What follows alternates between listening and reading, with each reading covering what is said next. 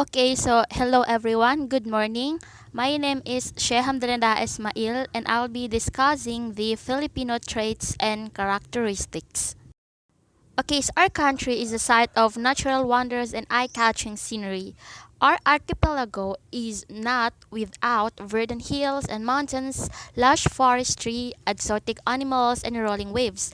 But above these characteristics of our nature, we do have unique, pleasing, and interesting characteristics and values that we must be proud of.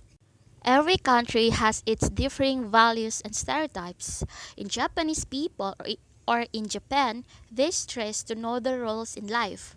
In Americans, they promote freedom. And our country, which is the Philippines, is no exception. We Filipinos believe that our country has the best values in the world, but reality speaking, we Filipinos are not perfect amidst these best values.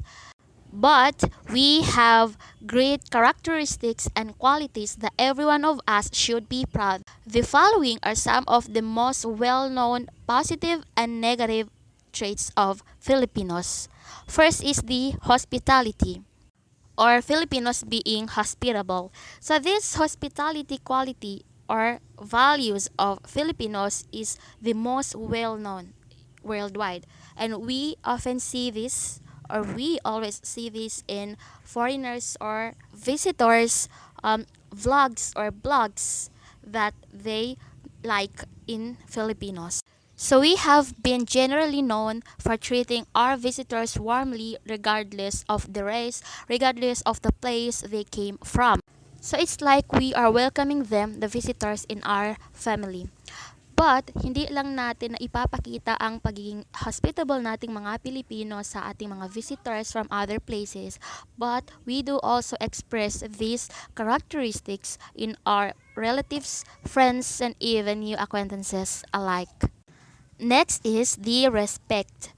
Respect is a very important part of Filipino culture, and this is one of the most important values that every one of us should have. So, we show respect to our elders, parents, grandparents, older siblings, relatives, friends, teachers, and even other people that is younger than us. So, some examples of showing respect are addressing elders with po at the end of sentences, answering opo to reply yes respectfully, calling our older sister ate or our older brother kuya, listening respectfully to our parents, elders, and teachers, using mano po to request for blessings from your elder relatives or for visiting our families or the elders. And also, wag natin kalimutan na i-respect ang ating mga sarili. Aside from our older sister and older brother, addressing them as ate and kuya, we also call other people like that na hindi naman nalalayo ang age nila from us. For instance, when we buy food to a vendor na nasa 20s pa or something like that, then pwede natin siyang i-address as kuya or ate. So next is the strong family ties. So dito na-apply ang blood is thicker than water. This means that family bond is more important than those of outsiders. Filipinos are known for having a strong and close family ties or relationship. They place high regard and put importance on their family before anything else. They work all day, do all they can to feed and provide for their family. So, other than that, we give importance in spending one-on-one time with each member of the family to build our trust to each other and also to share burdens, problems. And also, we share happiness to each other. Okay, so next is the religiousness. The Filipino people are known for their strong religious faith.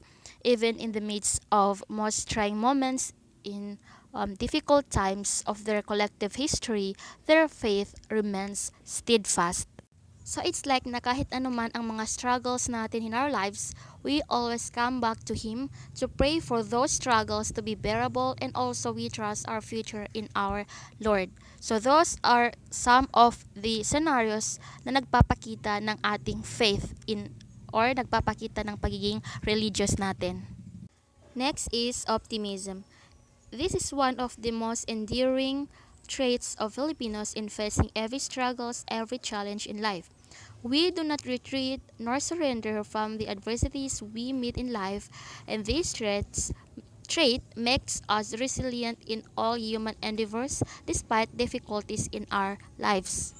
And I believe that it's one of the unique qualities of us, the Filipinos. I believe din na most of us believes that this is really a positive qualities of Filipinos because we are always hopeful na there is a silver lining behind the clouds. So, kahit gaano man kahirap ang mga challenges, trials, sufferings we've gone through, we always stand up from those to face the new day with a hope. So, those challenges, trials, and sufferings make us a better person because hindi rin biro ang mga pinagdadaanan natin.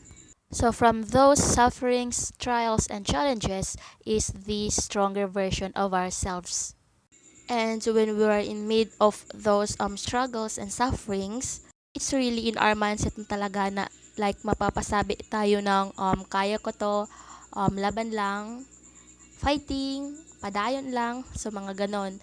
And also when we see, we hear, we read other people's struggles in life, we also express those optimistic phrases sa kanila like yun nga, kaya mo yan, padayon lang, fighting, to keep them going. Okay, so next is number 6, bayanihan mentality. Bayanihan mentality is one of the enduring positive Filipino values that inspire the community to help fellow countrymen in times of need without expecting anything in return. It also means that we are mutually helping each other out. So for instance, when there's a place na people from there are experiencing a calamity, we extend our help to them like donating necessities na wala sa kanila or nawala sa kanila or makakatulong sa kanila from that certain struggle. So we hold hands to extend efforts for them na hindi tayo nag-expect ng anything in return. So that's bayanihan mentality of Filipinos. Okay, so next, 7th is the hiya. Is one of the value that regulates the Filipino social behavior. Just as one is very careful not to be subjected to embarrassment or pahiya, one must also make it a point not to cause another person's embarrassment. So it's a sense of shame, and this almost occurs in all social situations. For instance, when we are in a seminar or we are in a training, and this sense of hiya prevents us from asking questions from speakers kasi maybe natatakot tayo na we may look foolish from asking questions. So that's one of the scenario na nagpapakita ng hiya of Filipinos. And also, we highlight na we do not cause another person's embarrassment as well. Okay, next, and probably the last Filipino value is the amor proprio. So this means self-love or self-esteem or personal pride, and is the individual's highly emotional reaction to protect his honor and dignity when they are threatened or questioned and to retaliate. Okay, so kanina we talk about hiya, and now we'll be talking about the amor proprio, which complements hiya. So when amor proprio operated accordingly, then we can prevent being in an embarrassment situation or maiwasan natin na mapapahiya natin ang ating mga sarili. Because alam natin sa sarili natin kung ano yung worth natin, because it's amor proprio means self-love or self-worth or yung pagkakaroon natin ng pride sa ating mga sarili. Okay, so for instance, an abandoned wife will refuse to seek financial support sa kanyang husband who has abandoned her and his or their child, no matter how financially destitute she is on this principle. So kahit kailangan noong abandoned wife ang financial support ng kanyang husband, her amor proprio stops her from doing so. So, nandoon sa situation na yon ang amor proprio or yun pagkakaroon ng ego defensiveness. So, our values, which is the Filipino values, could be broken down to personalism, familialism, and particularism. And I'm going to differentiate these three. First is the personalism. Personalism is the emphasis Filipinos give to interpersonal interpersonal relations or face-to-face encounters. So it's giving other people a high value. For example, we are being sensitive to other people, we respect other people, we have concern on them, we understand them, we help them, and we consider them. So ito yung pinapahalagahan natin yung relation natin interpersonally. Okay, so next is the familialism. So dito naman napapabilong yung strong family ties. So familialism emphasizes the welfare and interests of the family over those of the community or over those of the outsider. So ito yung mas high yung value ng ating family, yung welfare ng ating family compare sa ibang tao or compare sa community. So this aspect of Filipino values is important talaga because it provides an opportunity to us na magkakaroon tayo ng social support from the family members.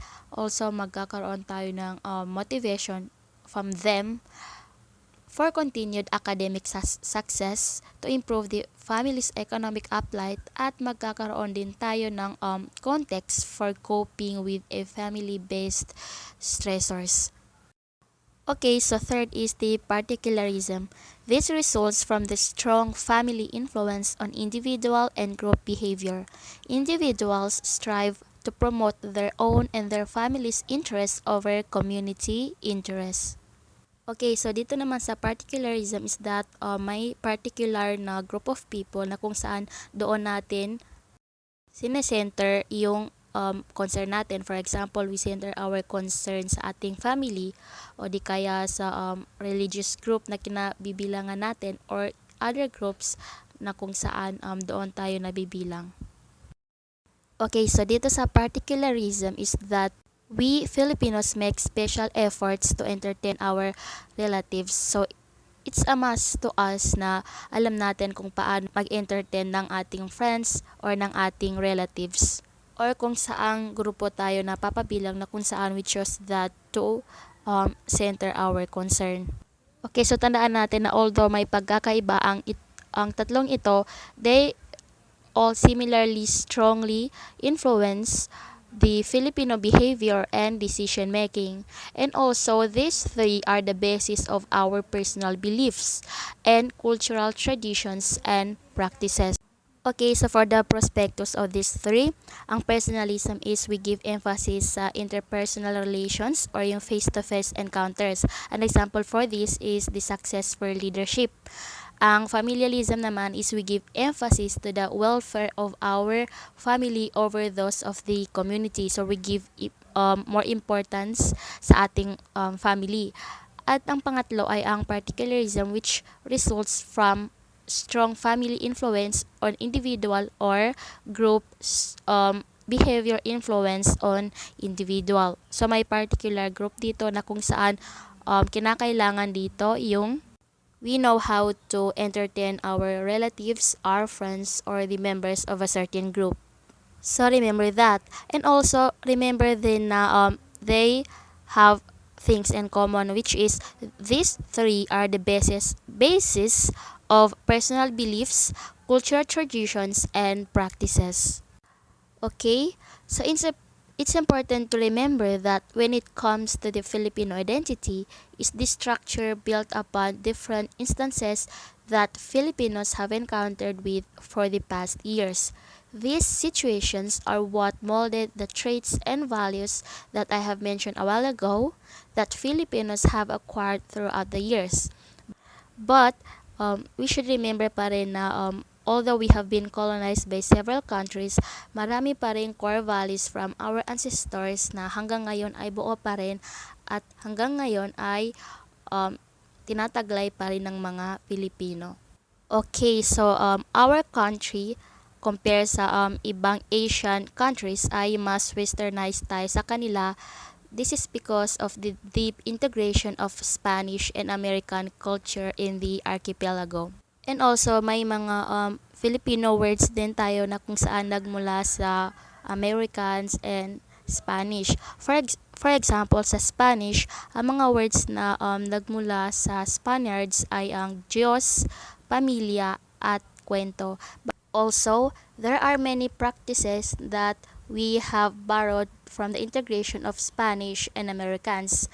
So, gaya ng Catholicism being ingrained to us by Spaniards, and in Americans are the establishment of public schools, democracy, and English language. So, yan yung mga naging influence nila or yan yung mga naborrow natin sa Spanish or sa Spaniards at saka sa Americans. Okay, so above all, learning these Filipino traits and characteristics or Filipino values in these days na kasagsagan ng politika is essential because it allows us, the Filipinos, to continue embody these values to strengthen the Filipino society or to strengthen our country so that we could make change and to build a better future. Okay, so for instance, in these days of politics, we should be hospitable. That means we have or we care to ourselves, we care to our society, and also we care to others. And also yung respect. We respect others' perspectives, or we respect other people's political perception. Although some of us aims to yung baguhin yung pananaw ng isang tao about politics, we should still have respect to that person. Also, yung pagiging optimistic. Is also applied in these times of politics. That is, we should be cautiously optimistic. Ano ang meaning ng cautiously optimistic? That is, we are hopeful to something, pero we also reconsider or recognize the problems involved. So that is some of the scenario or yung values na kung saan na-apply in these days of politics. Okay, so that ends our report entitled The Political Self. We, the Group 1, are hopeful na you will learn from us, and we thank you all po for spending your time with us. And if you have any questions, clarifications, or anything, kahit ano pa man yan, you can reach us out. So that's all po. God bless you all, and once again, good morning.